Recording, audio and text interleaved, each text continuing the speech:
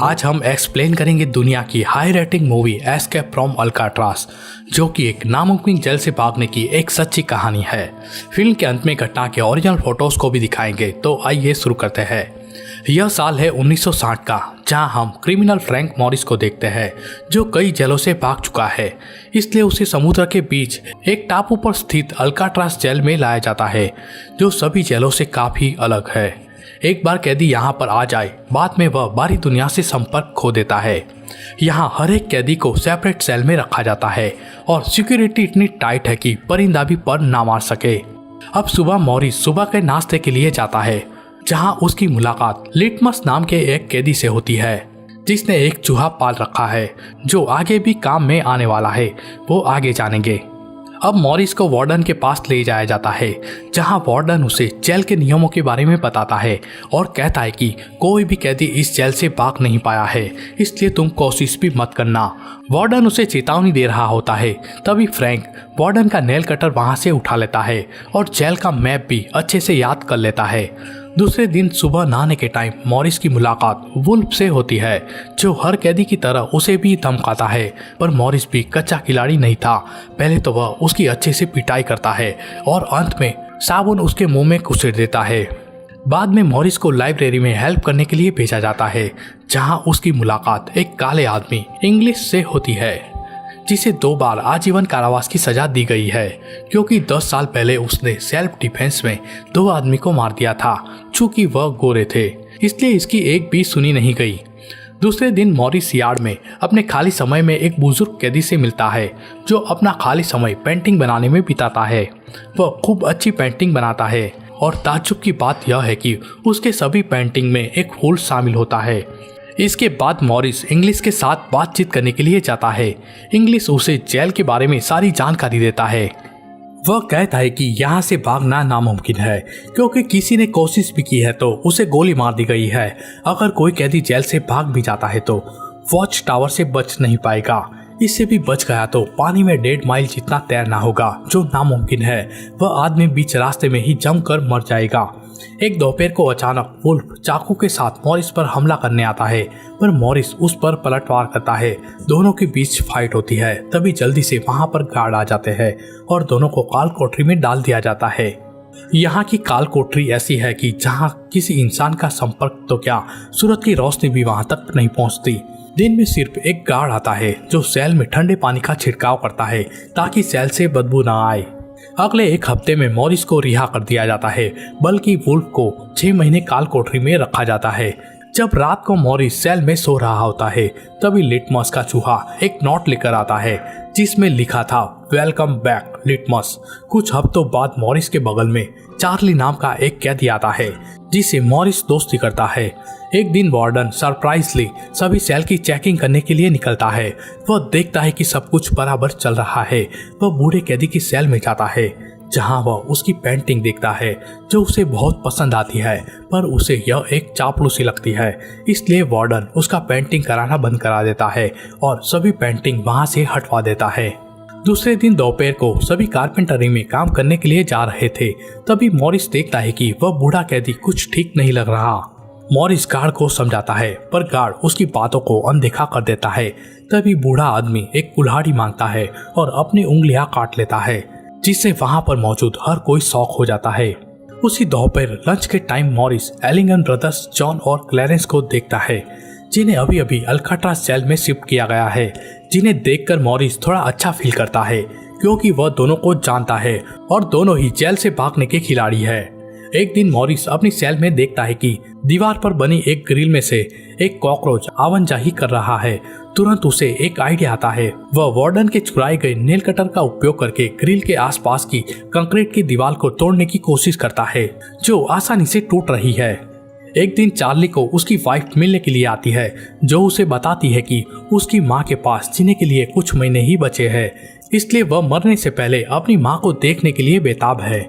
इसलिए Charlie Morris को कहता है कि अगर यहाँ से बचने का कोई रास्ता मिलता है तो मुझे भी शामिल कर लेना। अब मॉरिस रात के खाने के टाइम पर एलिंगन ब्रदर्स और चार्ली से बात करता है।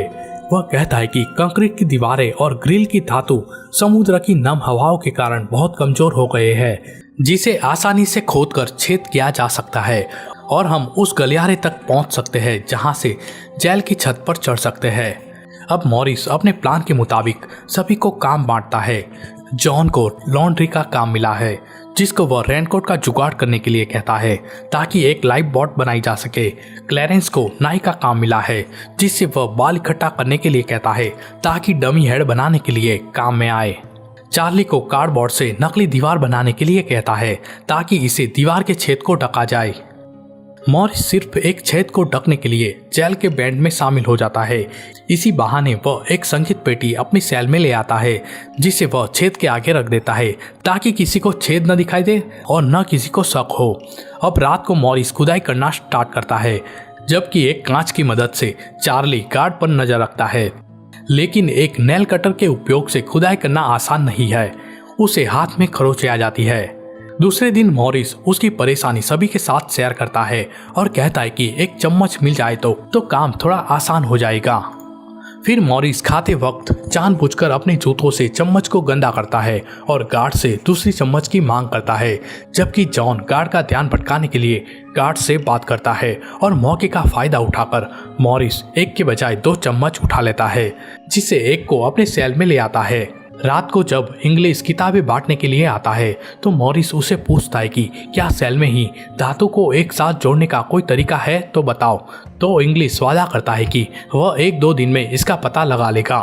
दूसरे दिन मॉरिस लिटमस के साथ एक दिन की मिठाई के बदले में एक मैच बॉक्स देने के लिए कहता है।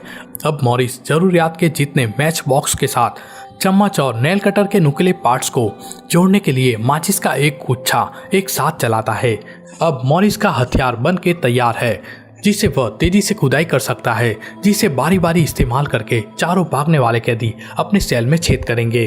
अब एक खुदाई करता है तो दूसरा चौकीदारी करता है और कई दिनों की खुदाई के बाद चारों कंक्रीट तो हटा लेते हैं, पर जाली अभी भी बीच में आ रही थी। दूसरे दिन कारपेंटरी का काम करते समय मॉरिस एक कटर बनाता है जिसे वह जाली को काट सके, पर दिक्कत यह थी कि काम खत्म करने के बाद उन्हें मेटल डिटेक्टर से गुजरना होता था।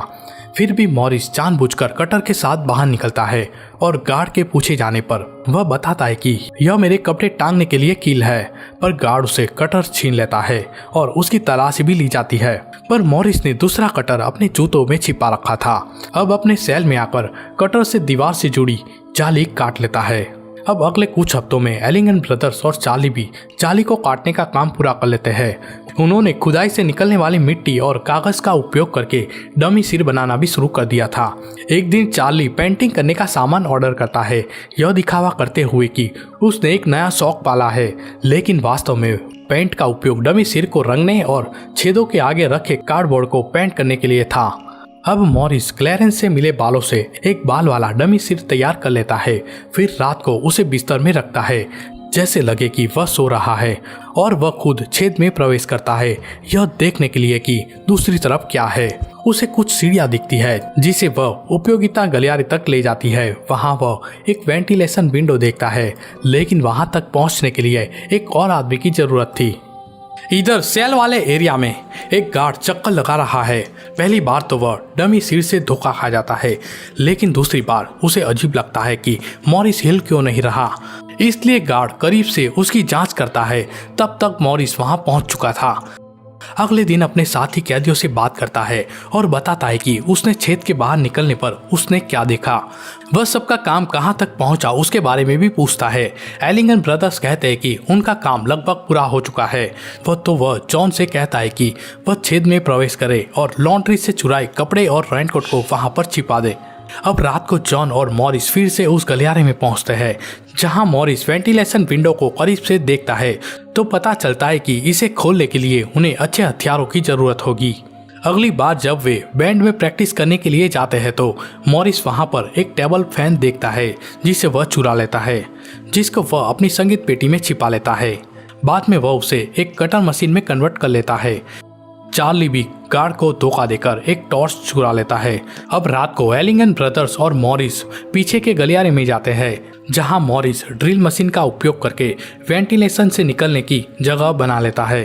मॉरिस को अल्काट्राज जेल में आने के बाद कई महीने बीत चुके हैं। अब चारों कैदी भागने के लिए तैयार है। अब दोपहर के खाने के समय चारों बात करते हैं। जॉन कहता है कि उनकी बोट मंगलवार तक तैयार हो जाएगी, जिसे उन्होंने कार्डबोर्ड और रेनकोट से बनाया है। इसलिए मॉरिस कहता है कि वे सभी मंगलवार की रात को यहाँ से भाग निकलेंगे। एक सुबह नाश्ते के दौरान मॉरिस वह बूढ़े आदमी का फूल निकालता है, जिसने उसे अभी तक पानी देकर जीवित रखा था, जिसे देखकर लिटमस को वह बूढ़े आदमी की याद आती है जो अच्छी पेंटिंग बनाया करता था। लेकिन वार्डन की प्रतिक्रिया बिल्कुल अलग थी।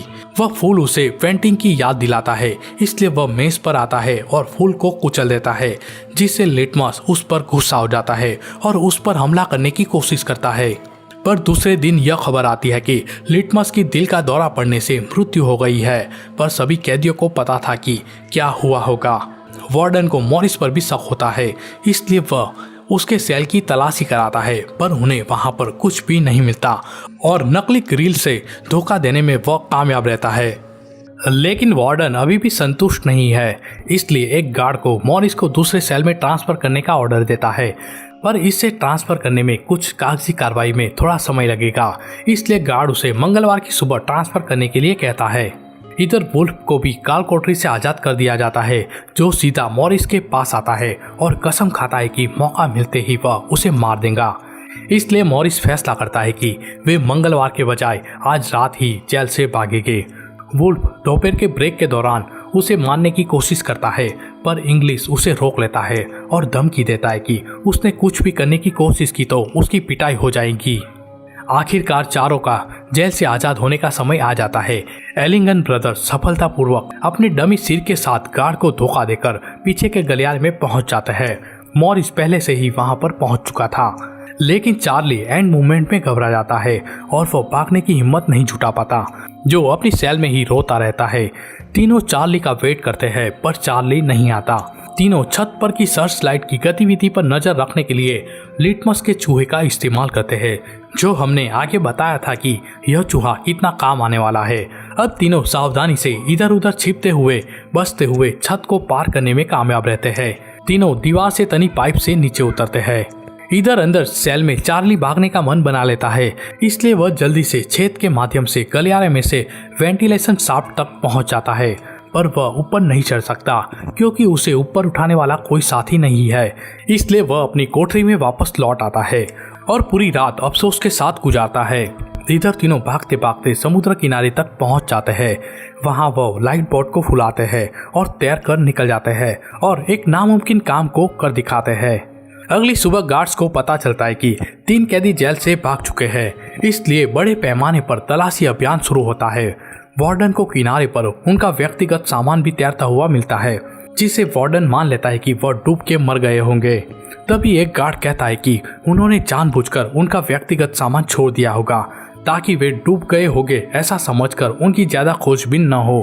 तभी वार्डन को किनारे पर एक फूल भी मिलता है, जो एकमात्र सिर्फ उस द्वीप पर ही पाया जाता है, जिसे वार्डन को यकीन हो जाता है कि पक्का तीनों भाग गए हैं। फिर भी उनके शवों की तलाशी कराई जाती है, जो उन्हें कभी नहीं मिलते। बाद में 1 साल के अंदर ही इस जेल को हमेशा के लिए बंद कर दिया जाता है। सरकार ने यह वजह बताई कि इसके मेंटेनेंस में ज्यादा खर्च आ रहा है। जिन चीजों का उपयोग करके वे लोग भागे थे, उन्हें आज भी संभाल के रखा गया है, जिन्हें आज म्यूजियम में कन्वर्ट कर दिया गया है। और इसी के साथ यह फिल्म समाप्त होती है। दोस्तों, फिल्म की कहानी पसंद आई हो तो प्लीज हमारे चैनल को सब्सक्राइब जरूर कर ले।